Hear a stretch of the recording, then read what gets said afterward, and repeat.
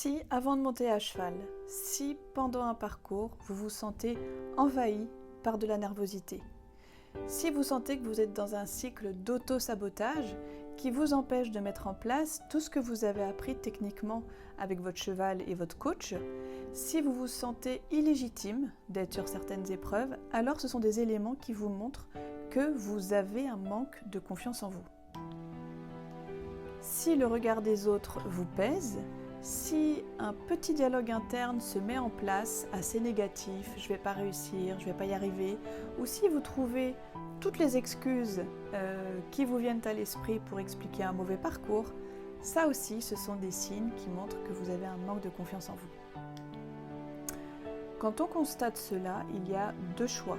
Soit on reste un petit peu passif et puis on est un petit peu dans une sorte de victimisation, c'est comme ça, ou bien c'est pas de ma faute, ou bien on trouve toujours des éléments extérieurs pour expliquer pourquoi on n'y arrive pas. C'est un choix.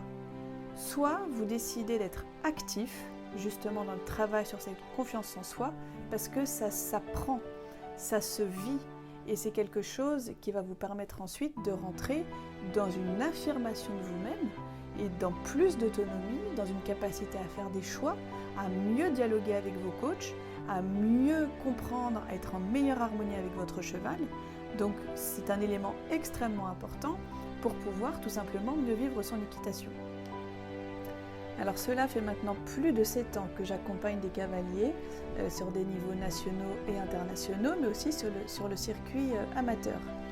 Et il se dégage quand même des facteurs communs que j'ai essayé de relever, de mettre en évidence et que je vais pouvoir, du coup, par ces cours collectifs que je mets en place dès jeudi, vous aider déjà à vous mettre en mouvement dans ce travail sur la confiance en soi. Parce que se faire confiance, c'est d'abord être capable de se fier à soi-même. Il faut d'abord être fiable pour soi-même. Et en étant fiable pour soi-même, on va pouvoir mieux appréhender l'extérieur. Et l'extérieur, dans votre univers proche, c'est votre cheval, c'est les gens qui vous entourent, c'est votre coach. C'est mieux appréhender ce système.